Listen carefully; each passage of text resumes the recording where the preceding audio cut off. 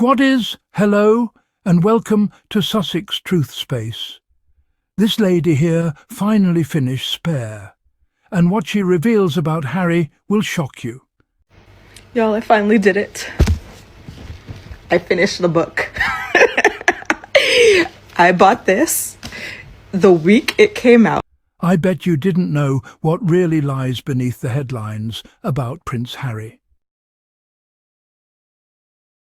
For months, Prince Harry's sat untouched on my nightstand, a gift from a friend, a fixture in my London flat.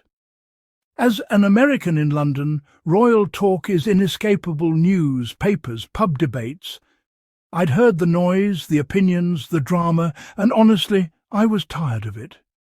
The book became a symbol of my hesitation. Did I really want to wade into another celebrity memoir? The discourse around Harry and Meghan was so intense, so polarised, I preferred to keep my distance. But every time I saw that close-up cover, curiosity tugged at me. Who was Harry really? Was he just the tabloid caricature? Weeks passed, the book gathered dust, and my friends kept asking, "Have you read it yet?" I'd laugh it off, but deep down I worried it would just confirm the cynicism. Finally, on a rainy London evening, I gave in. Tea in hand, I settled into my armchair and opened the book, telling myself I'd just read the first chapter. I braced for drama, complaints, maybe some royal gossip. What I didn't expect was to be completely captivated from the very first sentence. The book I'd avoided was about to surprise me. My skepticism faded as I turned the first page. I realized I was about to see a side of Harry I'd never known, and I was ready to find out what lay beneath the headlines. From the start, felt different, raw, personal and immediate. Harry's voice, shaped by ghostwriter J.R. Mohringer, was conversational and honest. I expected complaints, but found vulnerability and startling candour. The book opened with vivid memories, cold Balmoral corridors, his mother's perfume, the weight of grief. These weren't just royal anecdotes, they were sensory, immersive experiences. This wasn't a prince behind palace walls, it was a man piecing together his past. I lost track of time, reading far past my plan. What struck me most was his frankness about mistakes, rebellion, and public perception. It wasn't a PR defence, it was a confession.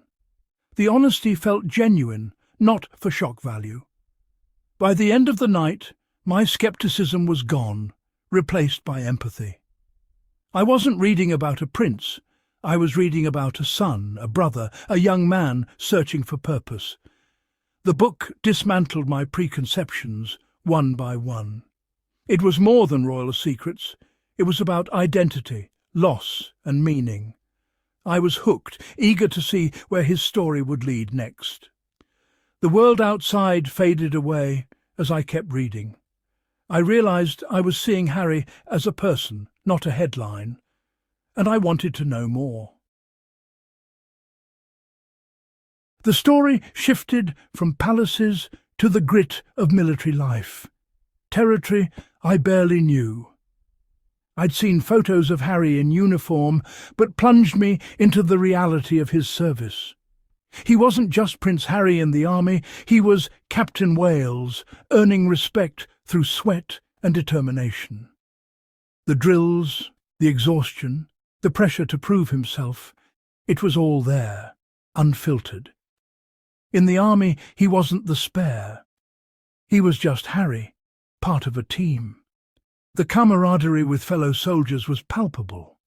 Late-night talks, shared rations, the bond of facing danger together. He wasn't a royal figurehead, he was one of them. The army became his sanctuary, a place to escape the relentless media glare.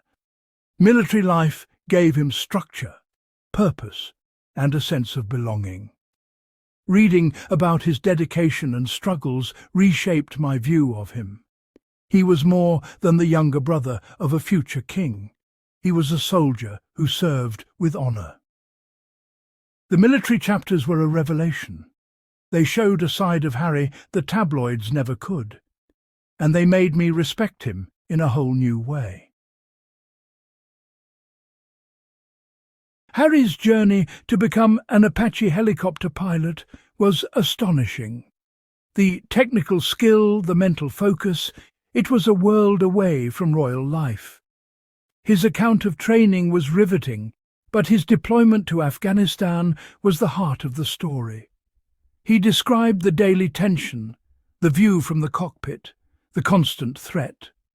War wasn't glorified. It was real, sobering and complex.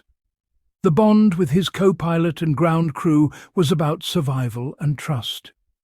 He respected the soldiers on the ground, never claiming heroism. His humility and honesty about fear and responsibility stood out. These chapters offered a window into the realities of modern combat. They revealed how deeply his service shaped him. Harry didn't shy away from the hardest truths. He wrote candidly about killing in combat, not as a boast, but as a soldier's reality. He explored the aftermath trauma, the struggle to adjust, and the importance of mental health. His openness about PTSD was brave, helping to destigmatize the conversation for veterans. He wrote about grief, loss, and the invisible wounds of war.